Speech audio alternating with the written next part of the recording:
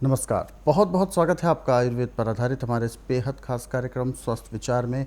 मैं हूं आपके साथ आपका साथी विकास। दर्शकों, स्वस्थ विचार कार्यक्रम एकमात्र ऐसा कार्यक्रम है जिसमें आयुर्वेद से संबंधित आपको जानकारी दी जाती है, घरेलू नुस्खों से आपको परिचित कराया जाता है, आपको जागरूक किया जाता है आपके स्वास्थ्य, आपकी सेहत के प्रति, ताकि आप अपने आप को स्वस्थ निरोगी रख सकें, क्योंकि निरोगी काया ही सर्वश्रेष्ठ धन होता है एक मनुष्य के लिए। जब हम निरोग रहते हैं तो कहीं ना कहीं हर प्रकार के हमारे काम सफल होते हैं, चाहे वो हमारे जीवन यापन के लिए हों, चाहे वो हमारे परिवार के दायित्वों का निर्वहन हो। सभी चीज़ें हम सफलतापूर्वक तब कर पाते हैं जब हम स्वयं में स्वस्थ होते हैं। लेकिन कभी कभी हमें अक्सर छोटे छोटे कुछ ऐसी समस्याएं उत्पन्न होती हैं जिसकी वजह से हम अक्सर परेशान होते हैं और ध्यान भी नहीं देते हैं। या तो समय का अभाव होता है या जानकारी का अभाव होता है, और ये दोनों ही चीज़ों को हम कैसे सॉर्ट आउट कर सकते हैं, वो सारी जानकारी आपको इस कार्यक्रम में मिलती है। और इन सभी विषयों में हमारा मार्गदर्शन करते हैं जाने माने आयुर्वेद के ज्ञाता गायत्री सिद्ध पंडित श्री लक्ष्मण दास रतन भारद्वाज जी। चलिए, सबसे पहले गुरु जी का स्वागत करेंगे, कार्यक्रम की शुरुआत करते हैं। गुरु जी, बहुत बहुत स्वागत है। नमस्कार। दर्शकों, ये कार्यक्रम आपके लिए है और हम चाहते हैं कि आप इस कार्यक्रम का हिस्सा बने। यदि आपके साथ किसी भी प्रकार का रोग है, कोई भी शारीरिक कष्ट है, सीधे तौर पर आप इस कार्यक्रम से जुड़ सकते हैं। फ़ोन उठाएं, हमें कॉल करें, या आप हमें व्हाट्सएप के ज़रिए संदेश भेज सकते हैं। और यदि आप इस कार्यक्रम को जब भी देखने बैठते हैं तो कॉपी और पेन लेकर ज़रूर बैठें। इसलिए हम आप सभी को ध्यान भी दिलाते हैं कि लिख ज़रूर लें। जो भी नुस्खे आपको बताए जाएँ उनको आप ध्यानपूर्वक सुनें, समझें और लिख लें। चलिए आगे बढ़ते हैं कार्यक्रम में और शुरू करते हैं अपने नए विषय पर चर्चा। गुरु जी, अक्सर हमने आपके श्रीमुख से सुना है कि रोगों का जो जननी होती है, रोगों की जो जड़ होती है, वो हमारा पेट होता है। और पेट में जो भी हम भोजन करते हैं वो जाता है, और उसके जो पोषक तत्व होते हैं वो हमारे शरीर ले लेता है, और बाकी की चीज़ें मल द्वारा निकल जाती हैं। लेकिन आज के इस अंक में हम बात करने जा रहे हैं कब्ज़ को लेकर। जब वो मल ठीक से नहीं निकल पाता, एक तरह से ब्लॉकेज जैसी चीज़ें हो जाती हैं, इकट्ठा होता रहता है, और 2 दिन में 3 दिन में एक बार में होता है, या कब्ज़ के तौर पर बहुत टाइटली होती हैं चीज़ें, तो हमें कई बीमारियां उत्पन्न हो जाती हैं। तो सबसे पहले मैं जानना चाहूँगा, आखिर कब्ज़ किस तरीके का रोग है और ये किन किन वजहों से होता है? देखिए, हम जब जीभ का स्वाद लेते हैं, शरीर पे ध्यान नहीं देते, तो कब्ज फिर लंबे हाथों से लेता है। जी। यदि आप चोक कर निकला हुआ आटा, धुली हुई दालें, छिली हुई सब्जियाँ खाते हैं, तो जो हमें निरोग रखने की चीज़ें हो तो आपने कूड़े में फेंक दी। अब कचरा जब पेट में भरेंगे, ना तो आपका लीवर पूरा पचाएगा, न पैंक्री इंसुलिन बनाएगी, पित्ते में तेजाब बढ़ेगा, और पेट में जाके जब ये सड़ेगा तो अंदर आंतों में सुड्डे पैदा होंगे। जी। और जब आंतों के अंदर सुड्डे पैदा हो जाते हैं, इसका इलाज आज पूरे संसार में मेडिकल साइंस, आयुर्वेद, यूनानी, होम्योपैथिक में नहीं है। कोशिश करते हैं तोड़ने का,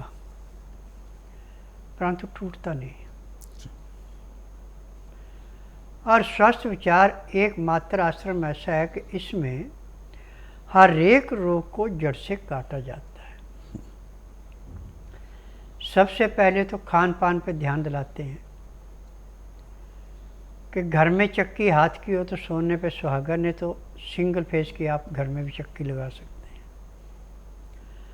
जो नहीं लगाना चाहते हैं वो अपने घर से जो भी अनाज आपने पिसाना उसको अच्छी तरह साफ करके, धो करके, सुखा के, उसके अंदर 50 ग्राम अजवाइन, 100 ग्राम तिल और 50 ग्राम अलसी, तिल, अजवाइन भून के डालने, कच्चे नहीं डालने। आटा चाहे आप 5 किलो पिसाएं, चाहे 10 पिसाएं, चाहे 20 पिसाएं, इतना ही रखना। और चना जो आटे में हमेशा ज़्यादा रखना। अब इस आटे को पिसा के छानना नहीं है। आप इसकी रोटी खाएंगे, दाल छिलके वाली खाएंगे, सब्जियां छिलके वाली, नरम छिलके वाली, यानी कि सख्त छिलका ले लिया जो पेट में जाके पचे ना, तो आपको आखिरी सांस तक कोई रोग हो ही नहीं सकता। परंतु जब आप गोरा आटा ढूंढेंगे, चोकर नहीं होगी, धुली हुई दालें ढूंढेंगे, उसमें छिलका नहीं है, और सब्जियों का छिलका निकाल के कूड़ेदान में फेंक देंगे, तो इस खाने से आपके पेट में जैसे पानी में पत्थर बैठता है, ऐसे खाया पिया बैठेगा। और खाना खाते समय पानी नहीं पीते, पानी पीते खाना खाने के घंटे 1.5 घंटे बाद वो और भी सत्यानाश करता है। खाना खाते समय 2 गिलास गर्म पानी, लहसुन प्याज अदरक का रस मिला के पीते हैं। उसका तरीका है कि 2-4 गिराई खाना खाया, 2 घुट पानी पिया, फिर 2-4 गिराई खाना खाया, 2 घुट पानी पिया। पानी पीने में, खाना खाने में आप 1 घंटा लगाते तो आखिरी सांस तक आपको कभी किसी डॉक्टर हकीम के पास जाने की जरूरत नहीं पड़ेगी। परंतु आप सूखा खाना खा रहे हैं, तरीदार सब्जी आपकी नहीं है, खाना खाते समय पानी नहीं पी रहे, पानी पी रहे हैं आप घंटे 1.5 घंटे बाद, तो आपको रोगों से कोई नहीं बचा सकता। आपको कब्ज लाजमी होगी, पथरी होगी, बीपी बढ़ेगा, शुगर बढ़ेगी, और यदि आपका लीवर पूर्ण रूप से काम कर रहा है तो पैंक्री पूर्ण इंसुलिन बनाएगी, पित्ते में तेजाब नहीं बढ़ेगा, गुर्दे को जो चीज़ दी जाएगी उसको साफ करके खून को अलग करेगा, पेशाब को अलग करेगा और पखाना अलग कर देगा। अब जो साफ खून तिल्ली को गया वो दिल को देगी, दिल को ऑक्सीजन जो फेफड़ों ने दिया वो खून को साफ करके शरीर में भ्रमण कराएगा, तो हमारे शरीर में रोग कोई नहीं है। रोग तभी होगा जब लीवर पूरा काम नहीं करेगा, पैंक्री इंसुलिन नहीं बनाएगी, फेफड़े पूरी ऑक्सीजन नहीं लेंगे, जब खून गाढ़ा होगा तो आपको रोगों की भरमार लगेगी। अब कब्ज को तोड़ने के लिए स्वास्थ्य विचार में एक नहीं अनेक को नुस्खे हैं, परंतु सबसे बड़ा नुस्खा है सोयाबीन। आज सोयाबीन का दूध 1 गिलास सुबह पिए, 1 गिलास शाम को पिए, तो आपको कब्ज नहीं होगी जी। यदि सोयाबीन के दूध से आपकी कब्ज नहीं टूटी तो फिर आप सोयाबीन का दूध से दही जमा के 250 ग्राम दही सुबह नाश्ते में लें, 250 ग्राम दोपहर को खाना खाने के साथ लें।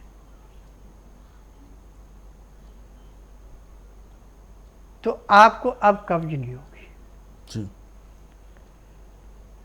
और आपने कुछ ऐसी ठोस चीज़ें खा रखी हैं जो कि आपकी कब्ज को, दही भी नहीं तोड़ रहा है, दूध भी नहीं तोड़ रहा है, फिर आपको थोड़ा सा खान पान में परहेज करना पड़ेगा। जैसे आपने 4 चपाती खानी है तो उसमें 1 चपाती का आटा और 3 चपाती की उसमें चोकर मिला है।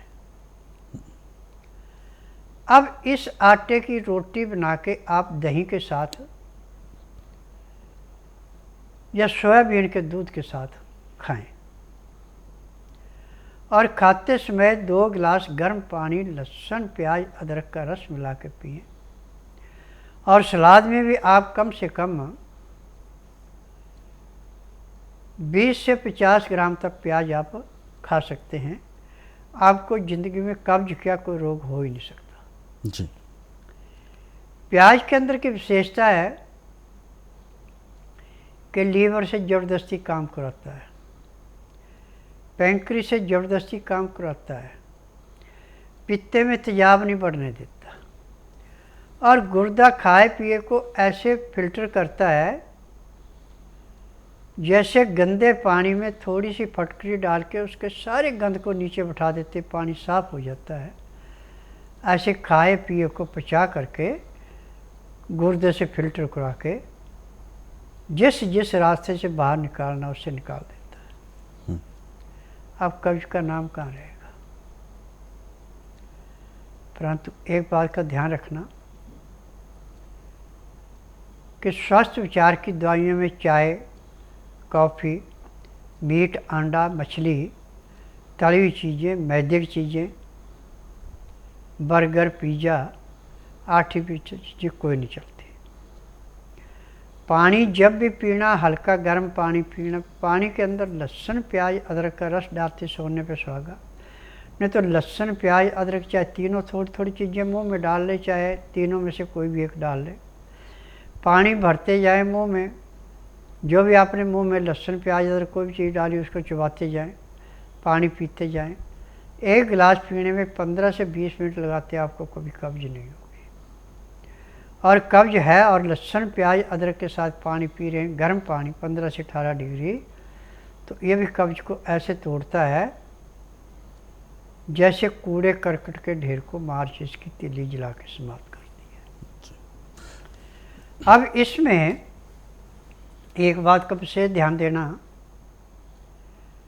कि रात्रि 9 से 10 के अंदर सोना अति आवश्यक है, और सोते समय नाभि पे गाय का घी थोड़ा सा लगाना, और नाक में भी थोड़ा गाय का घी डालते हैं तो एक तो आपको नींद बड़ी अच्छी आएगी, और जितनी भी आंतों के अंदर की खुश्की समाप्त होगी, और आपका पेट सुबह ऐसे साफ होगा जैसे सिर के ऊपर से बोझा फेंकते हैं। सुंडी पे गाय का घी लगाने से और नाक में 10-10, 15-15 बूंद गाय के घी की डालने से पैर के तलुए से सिर के बाल तक की हर नस नाड़ी ऐसे खुलती है जैसे चाबी ताले को खोलती है। नमस्कार जी, मेरा नाम महेश्वर सिंह है। मैं चंडीगढ़ रहता हूँ, मोहाली, पंजाब में। मेरे को पेट में दर्द रहती थी और सूजा रहता था। मेरा सारी उम्र पेट का जो 36 इंच की वेस्ट थी वो साली 40 हो गई, और घटे ही ना। जब कुछ खाऊं तो सूज जाता था और दर्द होनी शुरू हो जाती थी, और ना खाऊं तो सूजन रहती थी। दिल्ली आया हुआ हूँ स्वामी जी को दिखाने के लिए। वो सूजन भी मेरी कम हो गई है, और दर्द तो अब है नहीं, मगर मेरी वेस्ट जो है 40 से 38 हो गई है। और भगवान करेगा स्वामी जी ने और दवाई दी है, उससे मैं ठीक हो जाऊंगा। मैं स्वामी जी का बहुत बहुत आभारी हूँ, जिनकी कृपा से मुझे ये बीमारी से फ़ायदा हुआ। मेरा नाम ओम प्रकाश शर्मा है, और गंगानगर राजस्थान से मैं इस बच्चे को लेकर यहाँ आया हूँ। ये बच्चा शुरू से ही मतलब कमज़ोर था, गर्भ अवस्था से ही। तो उसके बाद में क्या है कि एलोपैथी, होम्योपैथी, आयुर्वेदिक सभी इलाज में करवाता आ रहा हूँ अभी तक। उसके बाद में टीवी पर देख करके, और कुछ इसकी बहन ने जो टीवी काफ़ी देखा करती, अपने बाबा जी का प्रोग्राम, उसने काफ़ी परस्यू किया कि दीपक को भी मतलब बाबा जी को दिखाओ। तो मैं मेरे घर के 4 पेशेंट लेके आया था, जिसमें से एक मेरा छोटा भाई, भतीजा, एक ये और एक इसकी बड़ी सिस्टर। तो 1.5 महीने के अंदर इसको काफ़ी मतलब आराम में फील कर रहा हूँ, जो 14 साल की मेहनत से भी नहीं मतलब मेरे को उपलब्धि मिली। वो 1.5 महीने में इसकी एक तो ज़बान पतली हो गई है, जीभ नॉर्मल होती चली जा रही है, बोलने कुछ साफ लग गया है। फिलहाल दर्शक हमारे साथ जुड़ गए हैं लाइन पर, आइए उनसे बात करते हैं। हेलो। हेलो जी नमस्कार, क्या नाम है आपका? नरेंद्र प्रताप गौड़। नरेंद्र जी, कहाँ से बात कर रहे हैं आप? मैं नोएडा से बात कर रहा हूँ। जी, अपना सवाल पूछिए, गुरुजी सुन रहे हैं आपको, बताइए। हाँ, मुझे सबसे बड़ी प्रॉब्लम क्या है, पैरों में से नीचे से बड़ी देखते नीचे से आग सी निकलती है, शरीर में टांगों में शरीर में झंझनाहट रहती है, और मेन प्रॉब्लम है नींद नहीं आती। और सब चीज ठीक है, मेरा बीपी सही है, ये क्या नाम है, पल्स ठीक है, कोई रोग नहीं है, बस यही है सबसे बड़ी। बिल्कुल। नींद ना आना और झंझनाहट पैरों में और आग ठीक निकलना, ये बहुत है। पैरों के निचले हिस्से में झंझनाहट बहुत ज़्यादा रहती है। देखिए, आपने कोई एलोपैथिक दवाई जो है ओवरडोज खाई है, जिससे नसों के अंदर जैसे मावा दे के कपड़ा सिकुड़ता है ऐसे नसें सिकुड़ती हैं। जब उसके अंदर खून का दौरा पूरा नहीं होता और खून जमने लगता है तो झुनझुनाहट होता है। और ऐसे मरीज़ मेरे पास हर महीने 50 से 60 मरीज़ आते हैं। किसी का 15 दिन इलाज होता है, किसी का महीना। आज पूर्ण रूप से स्वस्थ है। और दूसरा सबसे बड़ा कारण है कि खाना खाते समय पानी नहीं पीना।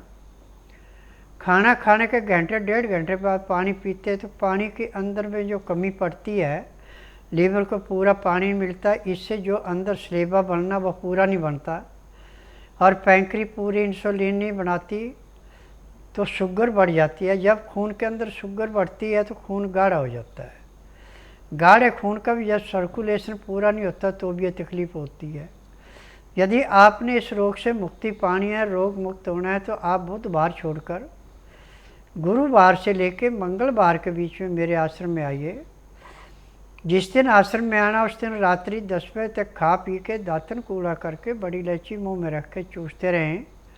सुबह 9 से 10 के अंदर अपना नामकरण कराएं। 10 से 12 में नाड़ी परीक्षण करूँगा। नाड़ी परीक्षण में पैर के तलुए से सिर के बाल तक की MRI, CT scan, X-ray, ultrasound, ECG, sonography सब कुछ 5 सेकंड में हो जाएंगे। उसमें जो भी कमी आपके शरीर के अंदर पाई जाएगी वो दवाइयाँ दूँगा। दवाइयाँ खाने की हैं, दवाइयाँ पीने की हैं, मालिश करने के तेल हैं, आँख में, नाक में, कान में डालने की दवाइयाँ हैं। जब ये दवाइयाँ खाएंगे, परहेज करेंगे, मालिश करेंगे और शाम को 3:30 बजे एक्यूप्रेशर कराएंगे तो उसी दिन आपके रोग में कम से कम 20% की कमी जरूर आएगी और 1 महीने में रोग का नामो निशान नहीं रहेगा। बिल्कुल, तो आपकी जो समस्या है वो बिल्कुल दूर होगी, लेकिन इसके लिए एक बार आपको स्वस्थ विचार आश्रम आना बहुत ज़रूरी है, क्योंकि पहले ये जांच की जाएगी कि जो शरीर में आपके प्रॉब्लम है वो किसी अन्य मेडिसिन के ओवरडोज की वजह से हुई है या आपके इन्फेक्शंस की वजह से हुई है। वो सब जानकारी के लिए आपको स्वस्थ विचार आश्रम आना है, उसके बाद ही आपको उपचार दिया जा सकता है। अधिक जानकारी आप लेना चाहते हैं तो आप हेल्पलाइन नंबर्स पर कॉल कर सकते हैं, सुबह 10 बजे से शाम 5 बजे के बीच में। चलिए आगे बढ़ते हैं, और उससे पहले हमारे साथ दर्शक भी जुड़ गए हैं लाइन पर, आइए उनसे भी बात करते हैं। हेलो। हेलो, नमस्कार। नमस्कार पंडित जी। जी, क्या शुभ नाम है आपका? मेरा नाम है श्रवण कुमार। श्रवण जी, कहाँ से बात कर रहे हैं आप? मैं इटारसी से बात कर रहा हूँ, मध्य प्रदेश इटारसी से। मध्य प्रदेश से। जी, आपका जो सवाल है वो आप पूछ सकते हैं, गुरुजी आपको सुन रहे हैं, सीधा गुरुजी से बात करिए, बताइए। गुरुजी प्रणाम आपको। हाँ, नमस्कार बेटा। मैं इटारसी से बोल रहा हूँ, मध्य प्रदेश से, श्रवण कुमार विश्वकर्मा जी। हाँ, तो मेरी गुड़िया 4 साल की बेटी है, उसको ब्रेन ट्यूमर बताया डॉक्टर ने। देखो बेटा, आप डॉक्टरों के पास जाएंगे तो ब्रेन ट्यूमर का इलाज नहीं है, ऑपरेशन करेंगे, कुछ भी करेंगे, कल को बच्ची का हाल बेहाल होगा। आज पूरे संसार में ब्रेन ट्यूमर क्या किसी भी रोग की दवाई नहीं, मेडिकल साइंस के पास चीर फाड़ तो ठीक कर लेते हैं, परंतु किसी को पूर्ण रूप से स्वस्थ नहीं कर सकते। फिर जब तक जिएंगे तब तक दवाइयाँ खानी पड़ेंगी। आप ऐसा कीजिए, बुधवार छोड़कर गुरुवार से लेकर मंगलवार के बीच में इसको मेरे आश्रम में लाइए। जिस दिन लाना उस दिन रात्रि 10 बजे तक खिला पिला के दातन कूड़ा करा के सुला दें। सुबह जब तक नाड़ी परीक्षण किया, इसको पानी की 1 बूंद भी पीने नहीं देनी, रोएगी चिल्लाएगी और कुछ नहीं होगा। नाड़ी परीक्षण के बाद इसको दवाइयाँ दी जाएंगी। दवाइयाँ खाने की हैं, पीने की हैं, मालिश करने के तेल है, आँख में, नाक में, कान में डालने की दवाई हैं। जैसे नाक में दवाई डालेंगे इसका सिर दर्द तो उसी टाइम ख़त्म हो जाएगा और उसी दिन ब्रेन ट्यूमर में कम से कम 15 से 20% का आराम मिल जाएगा और महीने 1.5 महीने में ब्रेन ट्यूमर बिल्कुल समाप्त हो जाएगा। दर्शकों, यदि आप इस कार्यक्रम में जो चीज़ें आपको बताई जाती हैं और उन सब चीज़ों को आप विशेष तौर पर पढ़ना चाहते हैं, समझना चाहते हैं, तो स्वस्थ विचार पुस्तकों के ज़रिए पढ़ सकते हैं। इन पुस्तकों को रोज़ाना आप 10 से 15 मिनट भी पढ़ सकते हैं और अधिकांश रोगों को आप घर बैठे दूर भी कर सकते हैं। पुस्तकें मंगवाने के लिए आपको हेल्पलाइन नंबर्स पर कॉल करना है। और ख़ास तौर पर एक विशेष आपको जानकारी और देना चाहूँगा, आप हमारे इन कार्यक्रमों से जुड़ते हैं रोज़ाना और इन्हीं कार्यक्रमों को आप अपने सरल सुविधाजनक समय पर बाद में कभी भी देखना चाहते हैं तो आप YouTube के ज़रिए देख सकते हैं। हमारा YouTube चैनल है स्वस्थ विचार सेहत की बात। इस YouTube चैनल को आप सर्च करें, सब्सक्राइब करें और इन कार्यक्रमों को ज़रूरतमंदों तक शेयर भी ज़रूर करें। फिलहाल कार्यक्रम में वक्त इशारा कर रहा है विराम देने का। गुरुजी, आप हमारे स्टूडियो में आए, कीमती मार्गदर्शन दिया, आपका बहुत बहुत धन्यवाद। नमस्कार। दर्शकों, आज के इस विशेष कार्यक्रम में बस इतना ही। आप सभी लोग स्वस्थ रहें, निरोगी रहें, इन्हीं शुभकामनाओं के साथ हम आपसे लेंगे इजाज़त। अगले अंक में आपसे फिर होगी मुलाकात एक नए विषय के साथ। तब तक के लिए मुझे दीजिए आज्ञा। नमस्कार।